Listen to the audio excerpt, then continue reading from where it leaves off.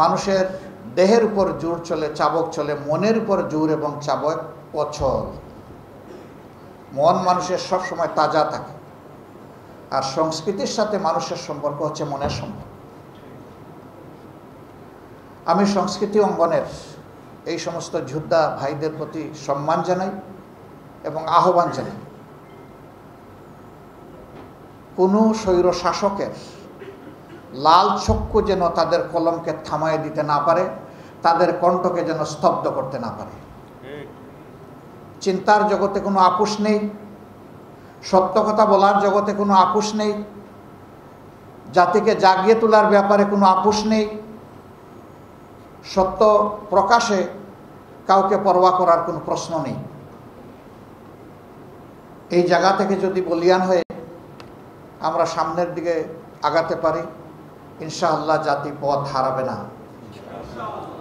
কিন্তু জাতির এই পাহারাদাররা, মনস্তাত্ত্বিক পাহারাদার যারা, তারা যদি তাদের দায়িত্ব সঠিকভাবে পালন না করেন, তাহলে এই জাতি বেশি দূর আগাতে পারবে না। আসুন আমরা মানব জাতির মুক্তির মঞ্জিলের জন্য যেই বিপ্লবের সূচনা করেছেন মহানবী মুহাম্মদুর রাসূলুল্লাহ সাল্লাল্লাহু আলাইহি সাল্লাম, তার দেওয়া এই আমানতকে বুকে ধারণ করে আমরা সামনের দিকে এগিয়ে যাই। ইসলাম শুধু মুসলমানের জন্য নয়, আল্লাহ তাআলার অ্যাপ্রোচ হচ্ছে শাহরু রমাদান আল্লাযী উনজিলা ফীহিল কুরআন হুদাল লিন্নাস।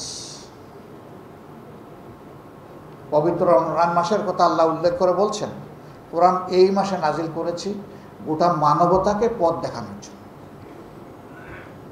এই মানবতার মধ্যে সবাই আছে। এই জন্য এই ভারতবর্ষ মুসলমানরা শ বৎসর তারা শাসন করেছে, কিন্তু সেখানে কোনো অশান্তি ছিল না। মুসলমানরা সংখ্যা লঘিষ্ঠ ছিলেন, তারপরেও তাদের শাসন শতাব্দীর পর শতাব্দী ভারতবর্ষের আপামর জনগণ মেনে নিয়ে তারা আনন্দিত ছিল। কিছু গাদ্দার, কিছু বিশ্বাসঘাতক ভারতবর্ষের এই শান্তিকে তছনছ করে দিয়েছে, যার কুফল 190 বছর এই জাতিকে ভোগ করতে হয়েছে।